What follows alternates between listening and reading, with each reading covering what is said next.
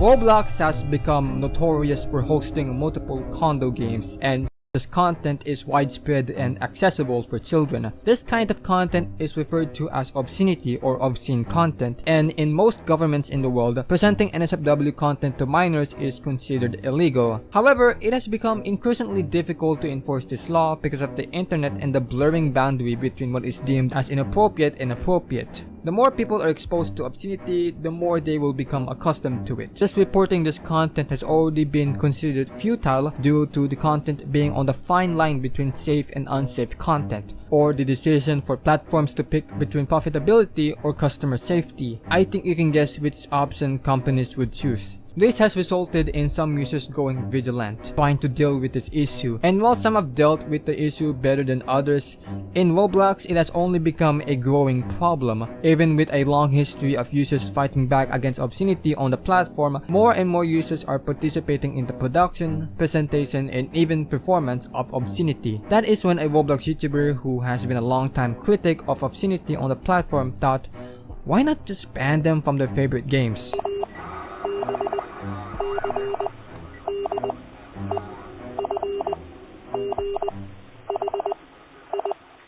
It's 2017 and Roblox started picking up pace on the internet. Multiple A-list YouTubers were starting to upload Roblox content and establishing the game as a prominent video game in the industry. At this time, the game is still seen as a children's game. While there were instances of users putting obscene content on the website, there hasn't been a high-profile case of predatory behavior on the platform until in April of 2017. By this time, Ruben Sim was a relatively unknown YouTuber in the Roblox scene, but was a staunch critic of Roblox. A user came forward to him through Twitter in regards to a Roblox YouTuber and animator named Mr. Obvious and how he groomed them. At the time, the user was only 15 years old, and they would also reveal that Mr. Obvious was grooming another user who was only 13 years old.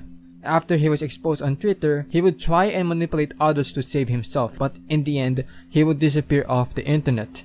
In June of 2017, Ruben Sim would upload a video detailing this situation. At the end of the video, he calls out Roblox for their incompetence in dealing with Mr. Obvious. Roblox is a multi-million-dollar company with $92 million in investor funding, yet they can't develop a moderation team competent enough to prevent this type of behavior. This never would have happened if Roblox mods noticed the red flags he showed on Twitter. All they had to do was check his messages. They have complete access to it, and they never bothered to check. And if they did, they certainly didn't care. But if a high-up Roblox staff member contacted law enforcement directly, I can guarantee we'd see results. Mr. Obvious has paid for Builders Club before, meaning Roblox has all of his billing information. This includes his full name, his address, his email, and even his phone number. They also have access to the messages on all of his accounts, which are enough on their own to grant an arrest warrant. 4 years after the situation, Mr. Obvious's Roblox account would get terminated. 4 years. Ruben Sim's video sparked not only a moment where users were starting to become aware of the dangerous users that are lurking in the supposed safe space that is Roblox, but also became aware of the failures of the developer team's efforts to protect their player base. Ruben Sim after this point would become a voice on the Roblox platform, criticizing obscene content on the platform, notably criticizing the R-Thought trend where users would integrate sexual themes into Roblox. By 2018, Roblox pedophile problem got worse, with the authorities in the United States arresting multiple kidnappers who interacted with their victims through the video game platform. By 2020, the issue reached a boiling point when even large-scale Roblox games had owners grooming their own employees. Many users came forward to Ruben Sim about Dr. Rofatnik, a Roblox game developer of a Sonic game, ultimately arrested by the FBI for transporting a minor with intent to engage in sexual activities. A year after being exposed, his game was still up and was making him money, only getting removed because of a copyright case from Sega, forcing Roblox to take down his game. Imagine a video game platform comprised of children that would take down a game because of copyright, and not because the owner of the game is actively hurting users of the platform. Hopefully, Roblox will decide and take down users who are actually hurting their player base and not try and take down those who are actually making an effort into attack pedophiles and predators. Roblox decided to sue Ruben Sim, Roblox sued Ruben for false and misleading terrorist threats, including terrorist threats and a temporary shutdown of the Roblox Developers Conference 2021, glamorizing the 2018 YouTube headquarters shooting and threatening/taunting a copycat act of terrorism at Roblox headquarters, repeatedly circumventing the technological barriers erected to block him after he was permanently banned from the platform, and instructing and encouraging others to do the same, engaging in conversation with users, discussing acts, engaging in harassment, singling out users and groups for ridicule or abuse, attempting to upload a nude image of himself with only a lampshade covering his genitals, using racial and homophobic slurs, creating and using inappropriate accounts with names, attempting to upload a game, attempting to upload pictures of and using prolific profanity and cyberbullying and harassing Roblox employees and executives, and being a leader of a cyber mob. However, many of the allegations were misleading, even falsified, with Ruben Sim easily proving these inaccuracies on his YouTube channel. In the end, the case didn't go to trial and was settled, with Ruben no longer partaking in the platform, but he still remains a figure in the Roblox scene. This is the part of the video where I'd say some or even most of the viewers of this video would probably click dislike by now. While most would view him as a hero, being a leader of a cyber mob may not be too far from reality. Internet vigilantism, such as vigilantism itself, blurs the line in morality, normally using threats or violence to punish others. Ruben has caught himself in a haywire from criticizing people from the furry community. A sort of cult was forming around Ruben Sim, a dedicated group of users who can and will defend Ruben at any cost. In 2024, a Roblox YouTuber named Gooners criticized Ruben Sim for his actions on far-right platforms, citing that many of Ruben's viewers would harass small YouTubers who would criticize Ruben. His viewers would even plan a kidnapping of Gooners and his relatives and them. However, Ruben Sim was questioning his girlfriend for sending obscene content to minors. Gooners tried downplaying the situation, claiming that it was okay since the minors were okay with the content. Gooners has also stated that his girlfriend was a victim of grooming and abuse. By the end, Ruben and Gooners decided to end any discussion of the feud, and Fishing would apologize and his girlfriend would leave the internet. But hey, this is the wrong video for that. You can click on this video for a more in-depth discussion of the matter, but this video is about.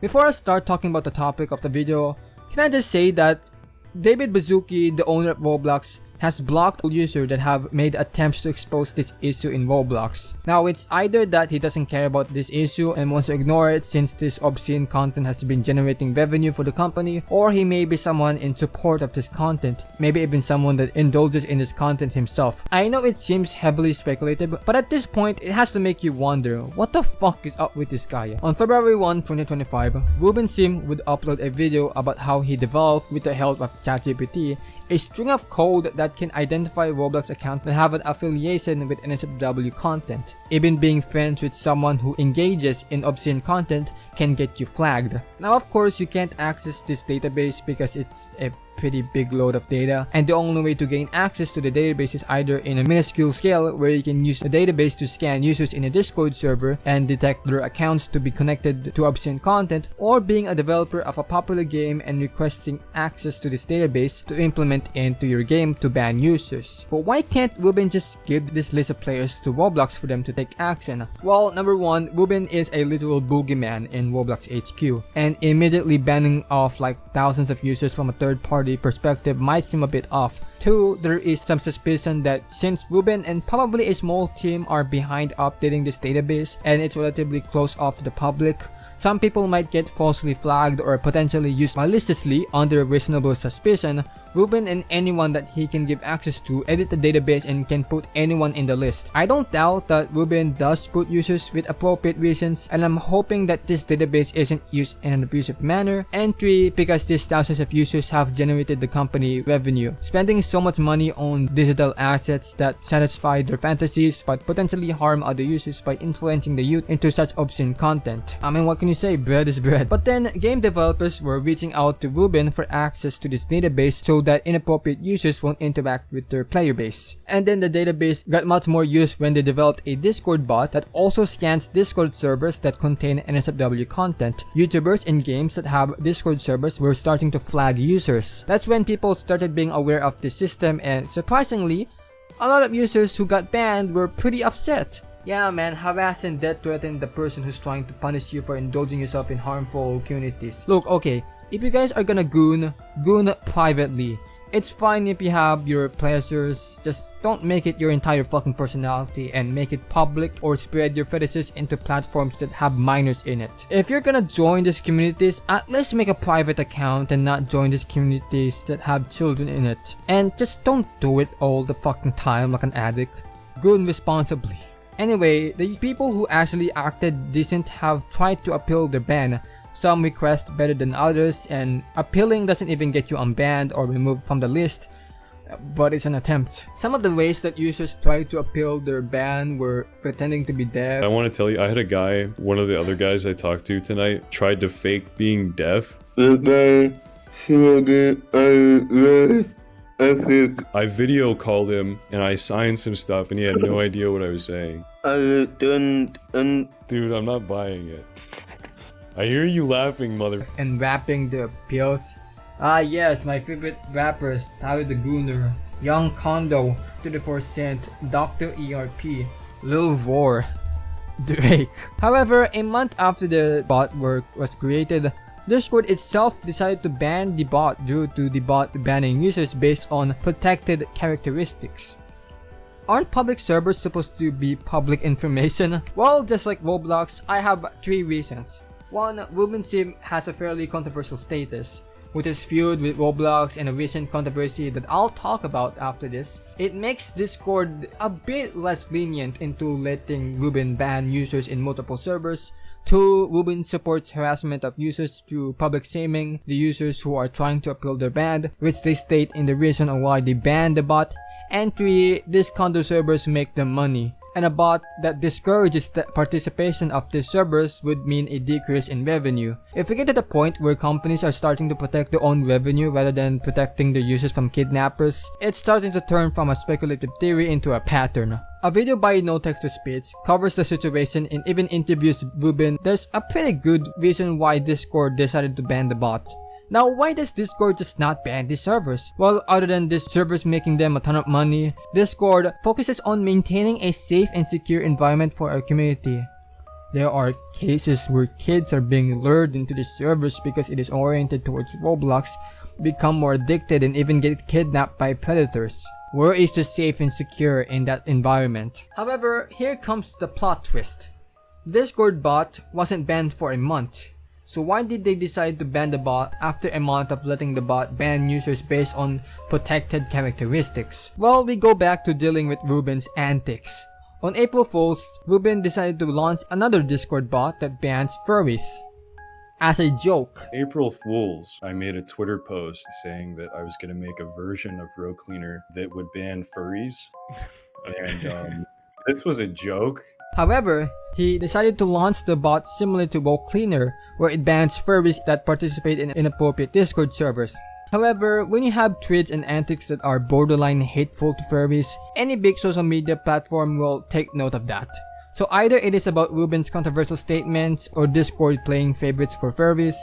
It is both. 9 days after April Fools, Discord decided to ban the 2 Discord bots. So whether or not the furry bot was the reason why the bots were banned, Discord banning RoCleaner was just not a good move at all, and the reason is completely bullshit. Ruben announced that he will be developing another Discord bot that is less hands-on and lets the user implement an open source code from a database to ban users, but that Discord bot would also get banned. However, it seems as though Roblox isn't a big fan of this development. As history goes by, Roblox has begun to show more and more appreciation to obscene content, specifically condo games. This came to a boiling point when users were noticing a prominent condo game creator named Teddy, who was terminated for 3 years for re-uploading condo games and dating games, but was later reinstated into the platform and was spotted in the developer game for the next event.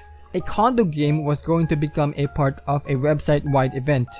After news spread, Roblox announced that they will no longer be including Teddy in the event, confirming that they were intending for a condo game creator to be included in an event mostly participated in by underage users. Prominent Roblox developers started boycotting the event, saying that they cannot in good conscience participate in an event like this. If you want a more in-depth video about the hats, then you can watch the previous video of this trilogy. However, in summary, this controversy only further affirms the narrative that Roblox does not prioritize user safety. As long as dangerous users generate substantial revenue, they'll only abide by their own rules based on public outrage. But it seems as though Roblox isn't the only platform that has been reaffirming their stance in community safety, as Discord would threaten to sue Ruben Sim. He revealed in his video in which he tries to persuade Discord to allow them to continue their operations. In the video, Ruben actually denied the speculation that Discord is letting all of these condo games still up for years, not because of profit, and that he and Discord had a misunderstanding and want to clear any sort of issue between the two and work into making the platform better, safer, cleaner. And then the video was copyright struck by Sony because of music. Since the creation of RoCleaner, it was clear that it would be an uphill battle. Not only this kind of vigilant moderation is suspicious, considering that there is a secret team behind the inclusion of users, but also the head honcho has a bias towards certain groups and is a bit of a wanker when met with criticism. Regardless, I am in favor of the creation of a community-made moderation system. I think game creators and server owners have the right to forbid users who have interacted with inappropriate content from joining their communities, especially when they are publicly flaunting obscene content. But on the other hand, having a secret team of users to work on an automated banning system which they can just include any user they want, regardless of whether they have interacted with people inappropriately or not, is a fairly risky move, and if they even made the list public so people can scan through the users if they are actually participating in inappropriate content. But the thing is that it will just turn into a hit list for people to harass users and will just promote witch hunting, in which it is not a good way of handling moderation. So even though this initiative has good intentions, these platforms are justified in taking this user-based moderation into question. Even if they give vague city reasons, there are concerns of platform data and question of leadership that makes RoCleaner not plausible to implement on these platforms, specifically Discord, which is the same regarding how fucking shitty Roblox and Discord moderation handles certain cases. And it's very obvious that their moderation has been spread thin considering the size of the platform. I think the only thing we can do for now is just hope that kids don't fall into the terrible side of these platforms.